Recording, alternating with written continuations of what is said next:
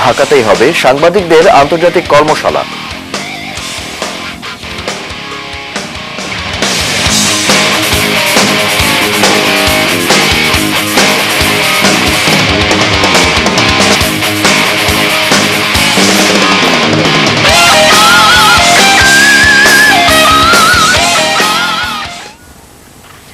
শুনছিলেন শিরোনাম। ভারতের বিপক্ষে একমাত্র টেস্ট ম্যাচকে সামনে রেখে অনুশীলন শুরু করেছে বাংলাদেশ দল।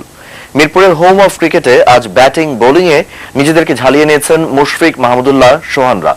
এদিকে নিউজিল্যান্ড সফরের ব্যর্থতার জন্য দলের বাজে ফিল্ডিংকে দায়ী করেছেন ফিল্ডিং কোচ রিচার্ড হ্যালসেল। বহুল প্রতীক্ষিত ভারত সফরের জন্য আগামী 2 ফেব্রুয়ারি দেশ ছাড়বে বাংলাদেশ। আর সেজন্য মিরপুরে কঠোর অনুশীলনে ব্যস্ত সময় পার করেছে টিম টাইগাররা। নিজেদের ভুল ত্রুটিগুলো নিয়ে ব্যাটিং কোচ সামারাভিরার সঙ্গে আলাদাভাবে কাজ করেছে খেলোয়াড়রা। এদিকে নিউজিল্যান্ড সফরে ইনজুরিতে আক্রান্ত মুশফিক, কায়েস, মুমিনুলরা স্বাচ্ছন্দ্যে ব্যাটিং করেছে। ভারত সফরের আগেই পুরোপুরি ফিট হওয়ার তাগিদ ছিল তাদের মধ্যে। নিউজিল্যান্ড সফরে টাইগারদের ফিল্ডিং ছিল ছন্নছাড়া। আসন্ন ভারত সফরের আগেই সে ভুলগুলো শুধরে উঠবে বলে মনে করেন fielding coach Richard Halsell. It was a concern alongside other elements as well, but it's something we'll kiwi সফরে দলের ফিল্ডিং নিয়ে আমি হতাশ। এই সফরে আমরা 17 থেকে 18টি ক্যাচ ছেড়েছি, তবে সেই ভুলগুলো নিয়ে আলাদাভাবে সবার সাথে কথা বলেছি, তাদের সমস্যাগুলো শুনেছি। আশা করি ভারত সফরে এই সমস্যা আর থাকবে না। নতুন উদ্যমে মাঠে নামবে ছেলেরা। ভারত সফরে বাংলাদেশ খুব সহজেই পরিবেশের সঙ্গে মানিয়ে নিতে পারবে। তবে কোহলি, অশ্বিনরা প্রতিপক্ষ হিসেবে শক্তিশালী হলেও মুশফিক, সাকিবরা তাদের ছেড়ে কথা বলবে না বলেই বিশ্বাস হ্যালসেলের। No, I don't think the conditions are the reason. Bharat প্রতিবেশী দেশ, তাই আমাদের সেই কন্ডিশনে মানিয়ে নিতে সমস্যা হবে না। আমরা খুব সহজেই সেখানে নিজেদের মানিয়ে নিতে পারবো। মুশফিককে নিয়ে কিছুটা চিন্তিত, তার আঙ্গুলের ব্যথা এখনো পুরোপুরি সেরে ওঠেনি।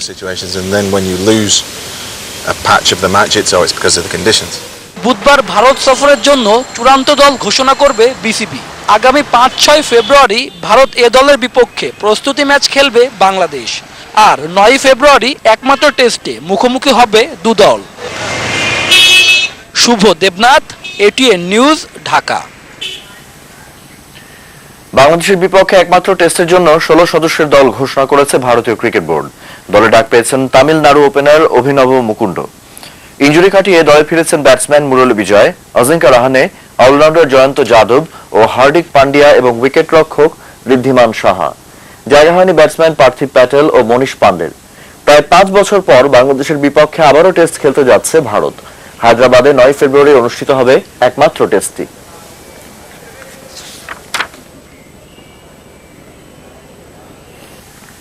আসন্ন ভারত সফরটা বাংলাদেশের জন্য বেশ চ্যালেঞ্জিং হবে বলে মনে করেন জাতীয় দলের নির্ভরতার প্রতীক মাহমুদুল্লাহ রিয়াদ।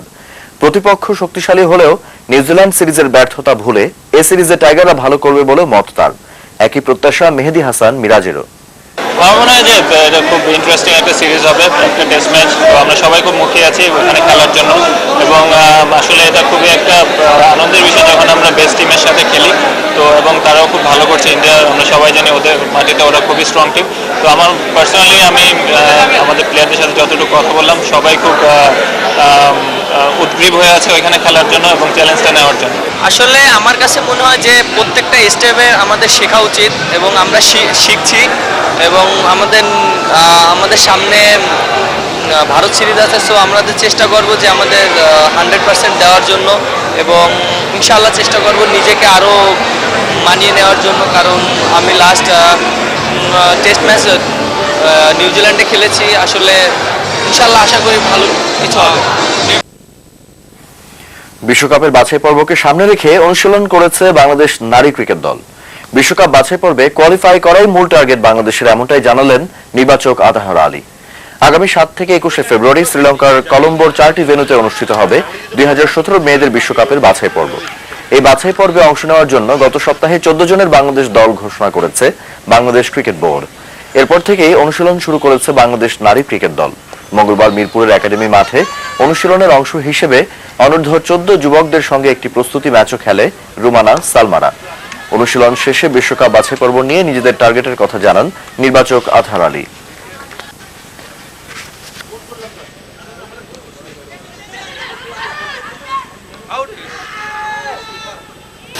যে প্ল্যান অনুযায়ী আমরা তাদেরকে বলা হচ্ছে কি যেভাবে আগাবে খেলাটা, ওনারা যদি ওই প্ল্যান অনুযায়ী যদি খেলেন ইনশাল্লাহ আশা করব খেলবেন। আশা করব কি আমরা একটা অবশ্যই আইসিসি কোয়ালিফাই, যেটা আমাদের মেন টার্গেট হচ্ছে সুপার 6 খেলা। আশা করব আমরা সুপার 6 খেলবো ইনশাল্লাহ। বাংলাদেশ ক্রিকেট লিগের প্রথম রাউন্ডে ড্র হয়েছে নর্থ জোন ও সাউথ জোনের মধ্যকার খেলা। সিলেট ইন্টারন্যাশনাল স্টেডিয়ামে আগের দিনের 4 উইকেটে 294 রান নিয়ে খেলা শুরু করে সাউথ জোন। আরও 154 রান যোগ করে 448 রানে অল আউট হয় তারা। সর্বোচ্চ 147 রান করে ফয়সাল মাহমুদ। এছাড়া জিয়াউর রহমান 57, মোসাদ্দেক হোসেন 54 ও তুষার ইমরানের ব্যাট থেকে আসে 47 রান। ইস্ট জোনের তাইজুল ইসলাম 5টি ও সাইফুল ইসলাম নেন 2টি উইকেট। জবাবে নিজেদের দ্বিতীয় ইনিংসে 2 উইকেটে 69 রান করলে ড্র মেনে নেয় 2 দল। এর আগে নাইম ইসলামের 185 রানের সুবাদে ইস্ট জোন 9 উইকেটে নিজেদের প্রথম ইনিংসে করে 492 রান।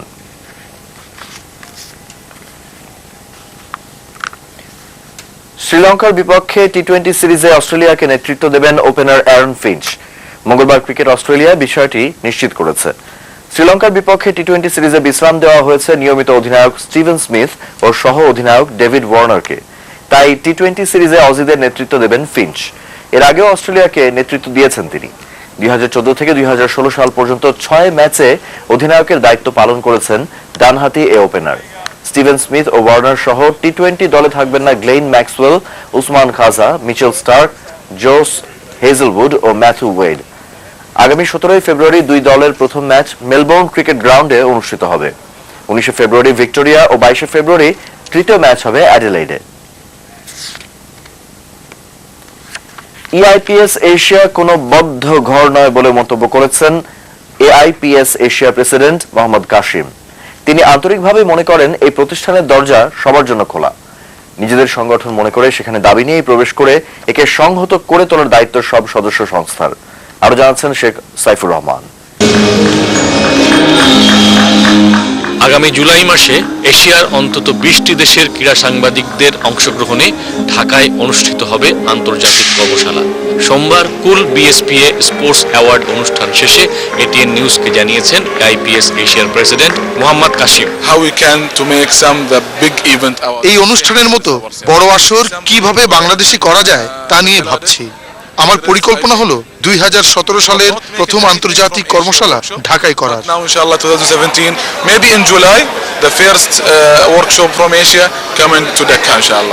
মাত্র দুদিনের বাংলাদেশ সফরে Bangladesh sports writers association BSP এর কর্মকাণ্ড সম্পর্কে অবহিত হয়ে তিনি মুগ্ধ হয়েছেন। তাই ভবিষ্যতে বাংলাদেশকে এআইপিএস এশিয়ার কর্মকাণ্ডে বেশি করে সম্পৃক্ত করতে চান তিনি। স্পোর্টস অ্যাওয়ার্ডের সার্বিক আয়োজনেরও ভূয়সী প্রশংসা করেছেন AIPS Asia president. I think here also the high level ceremony. কোনো সন্দেহ নেই এটা উঁচু মানের অনুষ্ঠান। ত্রুটিহীন এই আয়োজন অভূতপূর্ব। আরো গুরুত্বপূর্ণ হলো যাদের জন্য করা সবাই খুশি। বিএসপি এর সদস্যদের ঐক্য তাকে বিশেষভাবে প্রাণিত করেছে। তাই বাংলাদেশের ক্রীড়া সাংবাদিকদের পেশাগত মানোন্নয়নে নানাভাবে সহায়তা করতে আগ্রহী এআইপিএস এশিয়া প্রেসিডেন্ট মোহাম্মদ কাশিম। এখানে সবাই ঐক্যবদ্ধ। প্রথমবার এসে এটা দেখে যে কেউই মুগ্ধ হবে।